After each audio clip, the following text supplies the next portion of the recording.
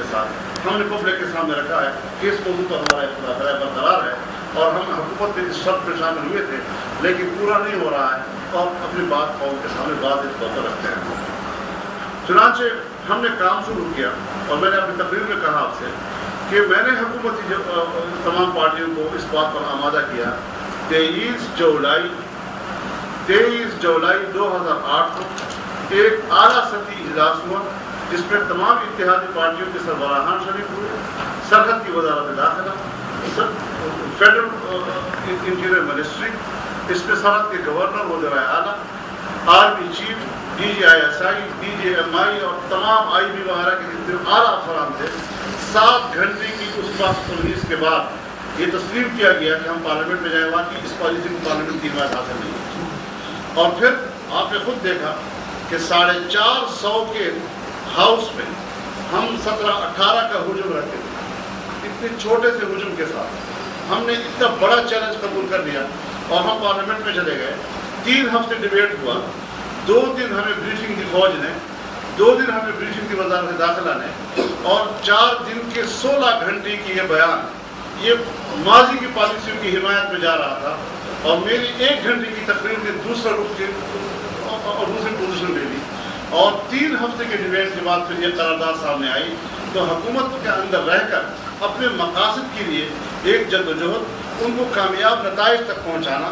لیکن یہ کہ آج ہم ایک بات کریں اور کل ہی اس کا مقصد حاصل کر لیں، ہم ایک معاہدہ کریں اور 100% 1 سال کے اندر اس کے نتائج حاصل کر لیں، یہ نہیں ہو سکتا. ایک جدوجہد کرنی پڑتی ہے. اور میں آپ کو صاف صاف کہنا چاہتا ہوں کہ اب ہمارا مطالبہ ہے کہ پارلیمنٹ کے قرارداد پر عمل درآمد کیا جائے، نمبر 1. اور بارہا ہم سے وعدہ کیا گیا کہ ہم تسلیم کرتے ہیں کہ اسلامی قانون سازی یہ آئین کا تقاضا ہے اور ہم اس کو پورا کریں گے اور ہم مسلسل دباؤ ڈال رہے ہیں کہ آپ اس کو کیجئے. لیکن اگر بالفرض آنے والے دنوں میں ہم اس میں ناکام ہو جاتے ہیں، ناکامی کا معنی یہ کہ ہم مایوس ہو جاتے ہیں کہ یہ فورم اب اس حوالے سے ہماری کوئی مدد نہیں کر رہا، تو حکومت سے علیحدہ ہونا ہمارے لیے کوئی مسئلہ نہیں ہے.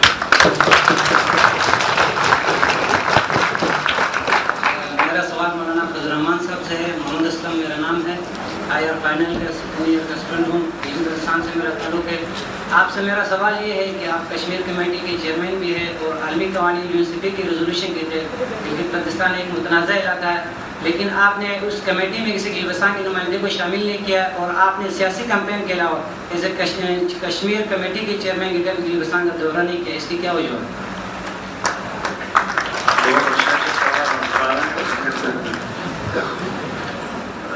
دیکھیے، جہاں تک کمیٹی کے اندر رکنیت کا تعلق ہے، ہماری کمیٹی میں صرف پارلیمنٹ کے ارکان بیٹھتے ہیں اور پارلیمنٹ سے باہر کوئی رکن اس کا رکن نہیں ہو سکتا. ہمارے پاس آزاد کشمیر اسمبلی کا بھی کوئی رکن نہیں ہے اس کمیٹی کا. ہمارے پاس کسی صوبائی اسمبلی کی بھی کوئی نمائندگی نہیں ہے اس کمیٹی کے اندر. ہمیشہ پارلیمنٹ کی کمیٹی کا معنی یہ ہے کہ پارلیمنٹ کے اراکین اس میں بیٹھتے ہیں اور اس کے علاوہ کوئی نہیں. تو لہٰذا مشاورت ہماری رہتی ہے. ہم نے تمام کے تمام کشمیری قیادت کو، چاہے وہ مقبوضہ کشمیر کے اندر کی قیادت ہے، چاہے آزاد کشمیر کے اندر ہے، چاہے گلگت بلتستان کی ہے، ان کے ساتھ 12 میٹنگیں کی ہیں، ان کو کمیٹی میں بلایا ہے، ان کی استقبال کا ہمیں اعزاز ملا ہے، ان کی رہنمائی کا ہمیں اعزاز ملا ہے، ان کی تجاویز کا ہمارے پاس ایک بڑا اثاثہ ہے جو ہمیں آج تک حاصل رہا ہے ان کی طرف سے. تو ایسی کوئی صورتحال نہیں ہے کہ ہم نے ان کو کبھی خدا نخواستہ مشورے سے دور رکھا ہو. لیکن باضابطہ رکنیت جو ہے اس کا اصول یہ ہے کہ پارلیمنٹ کا اپنا ہی ممبر اس کا رکن ہوتا ہے. باہر کے لوگوں کو آپ بلا سکتے ہیں، مبصر کے طور پہ بلا سکتے ہیں، مشورے کے طور پہ بلا سکتے ہیں، اور وہ ہم کر رہے ہیں. اس کے علاوہ کوئی ایسی بات نہیں ہے. اور جہاں تک گلگت بلتستان کا تعلق ہے، ہمارا اپنا گھر ہے، ہمارا اپنا وطن ہے، اور گلگت بلتستان کے لوگ جتنے مہمان نواز ہیں اور جتنے اخلاق لوگ ہیں. میرے پاس جیل میں ہوتے تھے بلتستان کے قیدی، اور وہ ہوتے بھی 302 اور 307 کے ہوتے تھے، تو میری وہ خدمت بھی کرتے تھے. تو میں ان سے کہتا تھا کہ اگر 302 اور 307 والے اتنے شریف لوگ ہیں تو باقی ان کی خلاف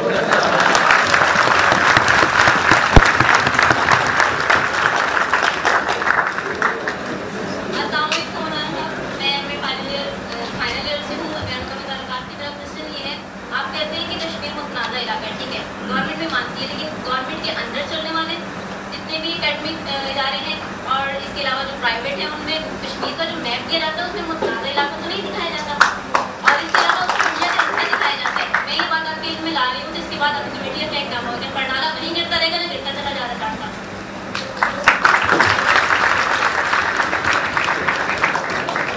ये जो कभी कभी कोई नक्शे आ जाते हैं, ये कुछ लोगों के अंदर के अज़ाइम की निशानदेही करते हैं, तो हमने उनके अज़ाइम को नाकाम बनाया है इंशाअल्लाह।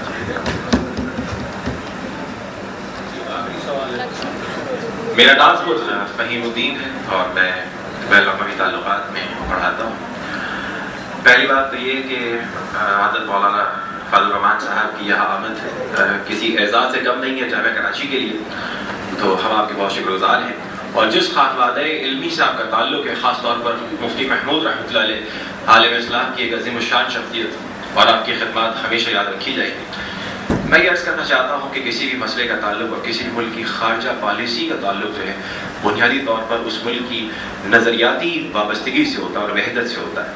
क्या आप ये नहीं समझते कि जब किसी मुल्क की नज़रियाती वाबस्तगी में और नज़रियाती वहदत में जब कोई दरार डाली जाती है या कोशिश की जाती है या कमज़ोरी वाक़ई होती है, तो उसका असर उसके खारजा पॉलिसी में भी और उसकी अंदरूनी सतह पर भी नज़र आता है। मिसाल के तौर पर अगर पाकिस्तान में रेफरेंडम कराया जाए और कहा जाता है कि दहशतगर्दी की जंग हमारी जंग है, पाकिस्तान में रेफरेंडम कराया जाए, तो मैं यकीनन जिम्मेदारी के साथ कहता हूँ कि 100% रेफरेंडम आएगा कि दहशतगर्दी के खिलाफ जंग पाकिस्तान की जंग नहीं है। मेरे ख्याल में ये बात भी इसका फैसला कर सकता है।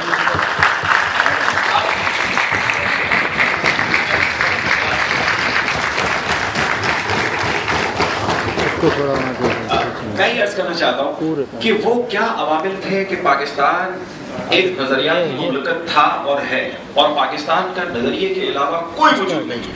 यानी पाकिस्तान का वजूद सिर्फ और सिर्फ बरूने मिन्नत है इस्लाम की बरकत का।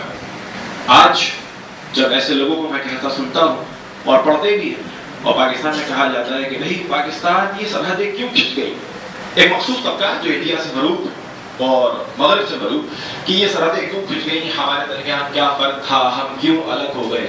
सवाल ही पैदा होता है कि अगर अलग हो, अगर इतने ही एक जैसे थे तो फिर अलग क्यों हुए। मैं ये चाहता हूँ कि आप इस बात को रोशन डालें कि कश्मीर का मसला यकीनन एक नजरियाती बुनियाद और वजूद रखता है, और पाकिस्तान भी भरपूर नजरियाती वजूद रखता है। ऐसा क्या काम होना चाहिए कि जिसके जरिए से पाकिस्तान अपने नजरियाती मकासद जिसके लिए इसका वजूद अमल में आया और 10 लाख अफराद ने अपनी जानों का नजराना पेश कर कर इस मुल्क को कायम किया। और अगर जैसे कि मेहदी मसूद साहब ने बिल्कुल वजह फरमाया कि जो लोग पाकिस्तान के मुखालिफ हैं या इसके वजूद के इनकारी हैं, फ्रांस में, जर्मनी में, ब्रिटेन में कभी सवाल नहीं उठा आज तक तारीख के अंदर कि फ्रांस गलत बना, कि ब्रिटेन गलत बना, ये जर्मनी गलत बना। हमारे यहाँ ये सवाल क्यों उठता है, और नजरियाती जो मकासद पाकिस्तान की तकमील के थे उसकी तरफ हम कैसे बढ़ सकते हैं सियासी तौर पर, मुआशी तौर पर। और आज हम नौजवानों को आप क्या पैगाम देते हैं कि जिस मकसद के लिए हमारे असलाफ ने इतनी कुर्बानियाँ दी थी, उस मकसद को हम अपनी ज़ाती और इज्तिमाई ज़िंदगी में कैसे ला सकते हैं। बहुत बहुत शुक्रिया।